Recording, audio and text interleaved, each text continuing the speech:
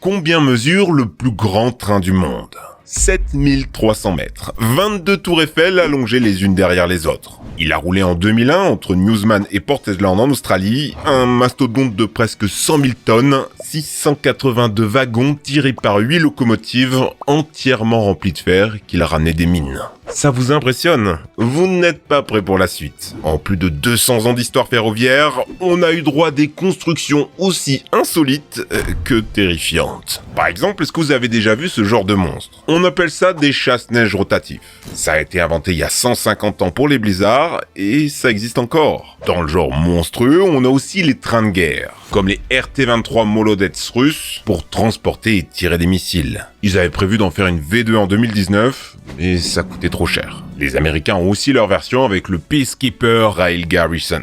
Ainsi, ils étaient sûrs d'avoir constamment une force nucléaire en mouvement. Très difficile à suivre et donc à neutraliser. En cas de guerre, le missile sortait d'un wagon, un train capable d'éradiquer une ville entière. Les trains blindés, eux, ont toujours des têtes impossibles. Regardez le Zamoretz russe de la Première Guerre mondiale. Deux tourelles de 57 mm qui pouvaient tourner à 360 degrés, vous l'avez peut-être déjà vu dans Battlefield 1. Mais mon histoire préférée, c'est celle d'un train civil, l'APT. Dans les années 60, le train n'était plus trop à la mode en Angleterre. Les gens préféraient la voiture, plus flexible, ou l'avion, plus rapide. Au Japon, pourtant, le Shinkansen faisait fureur, un train qui dépassait les 200 km/h. Et pour arriver à ça, ils avaient construit un réseau tout neuf, que des lignes droites, des tunnels à travers les montagnes et des ponts au-dessus de l'eau. Résultat, c'est pratique, c'est rapide, tout le monde prend le train, 1 milliard de personnes par an. Sauf qu'en Angleterre, il y a déjà un réseau ferroviaire et il a plus de 100 ans. Il y a énormément de virages, de grosses courbes, impossible d'appliquer la méthode japonaise.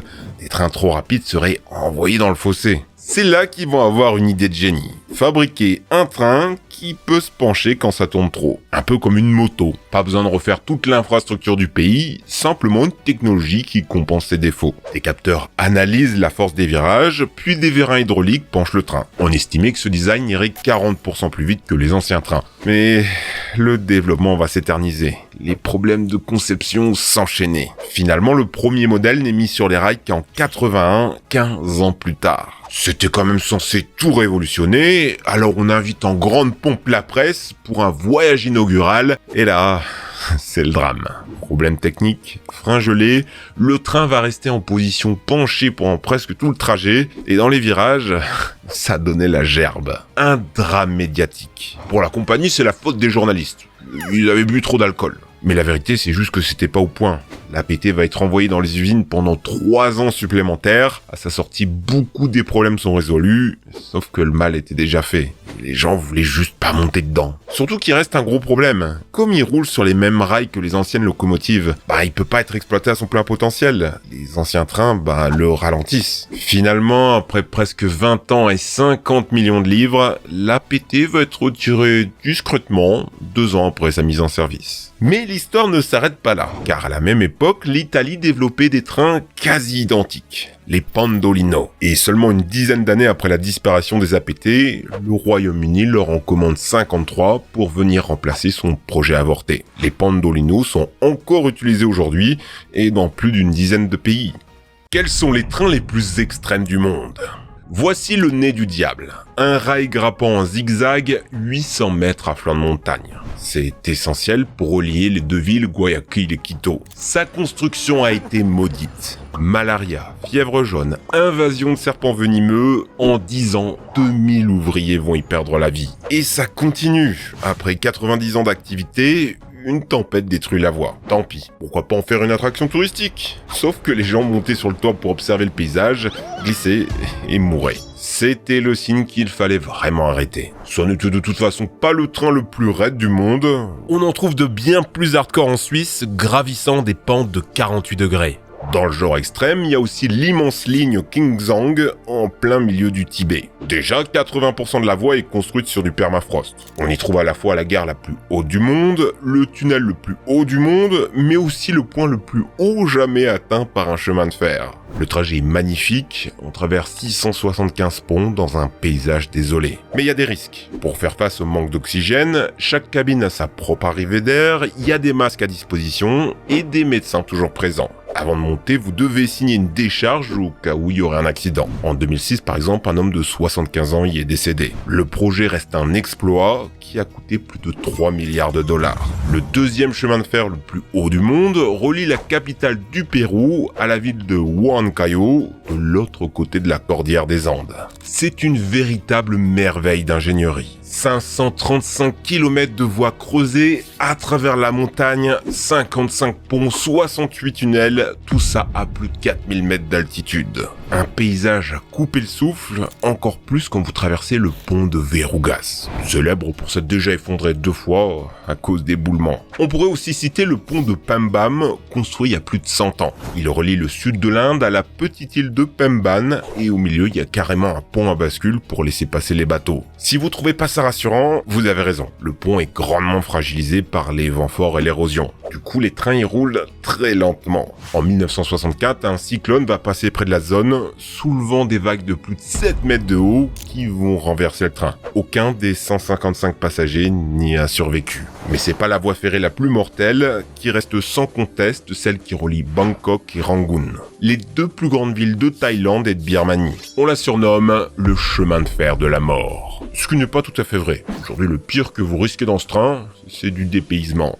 Non, ce qui est terrifiant, c'est son histoire. Il a été construit lors de l'occupation par le Japon pendant la Seconde Guerre mondiale, par des civils forcés et des prisonniers de guerre, le tout dans des conditions atroces. Torturés, travaillant toute la journée, victimes de déshydratation, nourris avec des plats moisis, infectés par des rats et des asticots. Et la maladie aussi en dysenterie, malaria, choléra, sinon c'est pas drôle. Au total, 12 000 prisonniers et 90 000 civils vont y mourir. Un cimetière géant immortalisé au cinéma dans le pont de la rivière Kwai. Dans les trains extrêmes, on aurait aussi pu vous parler du Transsibérien, le plus long chemin de fer au monde avec ses presque 10 000 km, qui relie Moscou à Vladivostok, des trains qui traversent l'aéroport de Gisborne en Nouvelle-Zélande, ou du projet de relier les Émirats Arabes Unis et l'Inde avec un chemin de fer flottant sous l'eau. Ça deviendrait clairement le plus impressionnant de cette vidéo. Quels sont les trains les plus luxueux du monde ? 21 jours dans un palace sur roue. Le voyage commence à Pékin, juste à côté de la cité interdite. On vous emmène sur la Grande Muraille de Chine, voir l'armée de terre cuite, la porte de l'enfer au Turkménistan, le lac de Donwang à Dochamo, puis finir votre route à Moscou. Tout ça en voyant défiler des paysages splendides, profitant des repas luxueux servis dans un cadre de luxe. Le Golden Eagle, c'est lui le train le plus cher du monde. 30 000 $, le billet économique. Jusqu'à 120 000 pour la suite impériale, la plus coûteuse. C'est littéralement une croisière de luxe, mais sur rail. Champagne, caviar, guide touristique, majordome, avec l'avantage que vous voyez autre chose que la mer. Contrairement à ce qu'on pourrait croire, les trains de luxe, c'est encore populaire. Vous avez par exemple le Maharaja Express en Inde, avec des billets qui dépassent les 20 000 $. Ou les 7 étoiles de Kyushu au Japon, qui vous fait visiter l'île la plus au sud du pays. Moins cher que les 2 autres, et la demande est tellement grande que les billets sont tirés à la loterie. Maintenant, quand on pense train de luxe, le premier nom qui vient en tête est l'Orient Express. Dans James Bond, Doctor Who, chez Hitchcock, en roman, en jeu vidéo, on l'a vu partout. Mais pourquoi est-il aussi mythique ? Déjà parce que c'était une révolution. En 1883, il faisait Paris à Constantinople en 4 jours. À l'époque, même en bateau, ça se comptait en semaines. Vous pouviez alors traverser l'Europe simplement, sans changer de train entre chaque pays. Ce qui a fait entrer ce train franco-belge dans l'histoire, c'est que c'est devenu un symbole de classe. C'était pas donné, entre 2000 et 3000 €. Mais il faut voir le confort. C'est l'arrivée des wagons-restaurants, avec cuisine embarquée et personnel qualifié. L'intérieur était fait sur mesure par des designers et artisans de renom. Vous aviez même un évier et un pot de chambre si besoin. C'est un succès immédiat. Alors ils vont en lancer plein à travers l'Europe, Grèce, Bulgarie, Serbie. Pas étonnant que ces trains soient devenus le symbole d'une époque. Tout le monde des affaires et de la haute société tournait autour d'eux. Il va rouler pendant 100 ans, traversant les 2 guerres mondiales, et son déclin n'arrivera qu'avec l'apparition des avions et des voitures. Je vous rassure, le rêve n'a pas disparu. Vous pouvez toujours monter dans le Venise-Simplon, un train composé d'anciens wagons de l'Orient Express rénovés, pour quelques milliers d'euros. La SNCF a elle aussi récupéré et restauré 7 wagons mythiques, plusieurs fois exposés au public. Ils vont même peut-être les faire rerouler bientôt. Quel est le train le plus rapide du monde ? Ça, c'est un vrai design de train. Son nom, Zeppelin se rail. En 1931, il bat le record de vitesse à 230 km/h et va le garder pendant 24 ans. On avait déjà vu des trains à hélice avant, comme la locomotive Dringos, le Georges Benny ou encore l'aérowagon, qui sera abandonné parce qu'il a déraillé et tué 6 personnes, dont son inventeur. Mais le Zeppelin allemand était le plus abouti. L'idée n'était pas mauvaise en soi. Sauf que ça propulse que des petits trains. Il pouvait pas faire marche arrière et il était si rapide que c'était dangereux de l'utiliser sur les rails traditionnels, d'où son abandon. L'histoire des trains est faite de bons technologiques. Au départ, les rails c'était pour aider les chevaux à tirer leur carriole. Puis au 19e siècle, l'Angleterre y met des machines à vapeur qui dépasseront pas les 25 km/h. Il faudra attendre 1934 et le célèbre Flying Scotsman pour voir la barre des 160 km/h dépassée. Et seulement 4 ans plus tard, le Mallard qui va atteindre 203 km/h.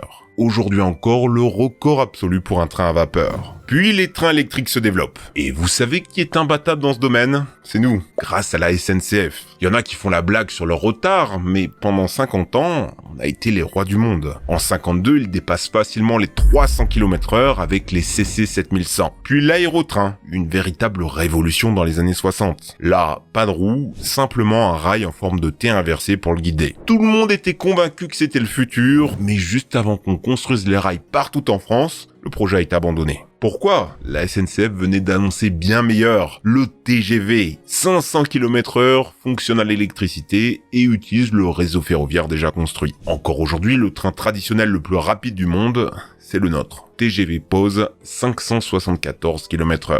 Pour battre la SNCF, il aura fallu aller encore plus loin. Inventer de nouvelles technologies. Et tout le monde y a mis du sien. D'abord, ceux qui ont mis des réacteurs au-dessus des locomotives. Ça a donné le Black Beetle aux États-Unis et le SLV en URSS, mais c'était trop coûteux. Aujourd'hui, ce qui bat tous les records, c'est les maglev, des trains magnétiques. Plusieurs pays s'y intéressent, comme la Chine ou l'Allemagne, mais les champions, c'est les Japonais avec le Shinkansen L0. Ils utilisent des électroaimants supraconducteurs maintenus à moins 268 degrés par de l'hélium liquide, ce qui permet au train de léviter, propulsé en avant en inversant continuellement les pôles magnétiques. Combiné au fait qu'il n'y a plus de friction au sol, ça permet au maglev japonais de dépasser les 600 km/h.